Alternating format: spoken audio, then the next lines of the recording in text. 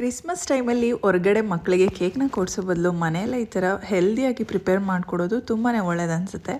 Firstly orange ಜ್ಯೂಸಿಗೆ ಈ ಥರ dry ಫ್ರೂಟ್ಸ್ನೆಲ್ಲ ಹಾಕಿ ಒಂದು 15 ಮಿನಿಟ್ಸ್ ಬಾಯ್ಲ್ ಮಾಡ್ಕೊಬೇಕಾಗುತ್ತೆ.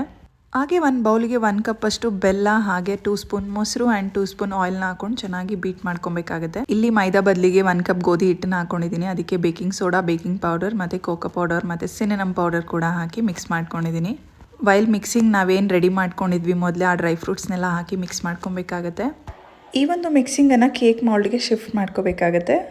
ಉಳಿದಿರೋ ಡ್ರೈ ಫ್ರೂಟ್ಸ್ನ ನಾವು ಟಾಪಿಂಗ್ಸ್ ಥರ ಮೇಲೆ ಹಾಕೊಬೋದು. ಸೊ ಅದಕ್ಕೆ ನೋಡೋಕ್ಕೂ ತುಂಬ ಚೆನ್ನಾಗಿ ಕಾಣಿಸುತ್ತೆ. ಈ ಕೇಕನ್ನು ನಾನು ವಿತೌಟ್ ಓವನ್ ಕುಕ್ ಮಾಡ್ಕೊಳ್ತಿರೋದ್ರಿಂದ ಒಂದು 40 to 50 ಮಿನಿಟ್ಸ್ ಲೋ ಫ್ಲೇಮಲ್ಲಿಟ್ಟು ಕುಕ್ ಮಾಡ್ಕೊಬೇಕಾಗತ್ತೆ. ಕೇಕ್ ಈಗ ರೆಡಿ ಆಗಿದೆ. ನೀವೇ ನೋಡ್ಬೋದು, ಯಾವ ಕಡೆನೂ ಸ್ಟಿಕ್ ಆಗಿಲ್ಲ. ತುಂಬ ಚೆನ್ನಾಗಿ ಬಂದಿದೆ, ತುಂಬ ಚೆನ್ನಾಗಿ ಬೇಕಾಗಿದೆ ಕೂಡ.